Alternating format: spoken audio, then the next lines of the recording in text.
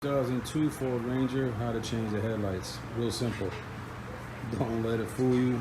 Don't take it to the body shop where they charge $50 or whatever.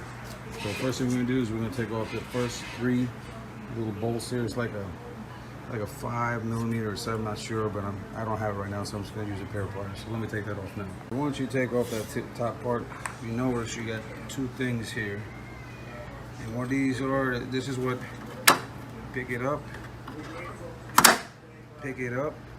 and it releases the top. It's held on. So this slides around here. $1 for these. If that doesn't match this, it's no big deal. Just because these come with with light bulbs. Just take the bulbs out. Take this out and put the brand new light bulb on there. I already know that this here doesn't fit here, which is weird, but that's the way it is. When it comes to the actual headlight, this one works. So remember, I got these for $45 on eBay. 45 bucks. It's 2019, March 15th.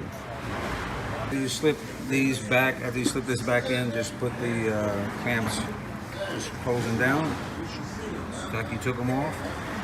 Put the cap back on. All right, so there it is, $45 project for both headlights, eBay.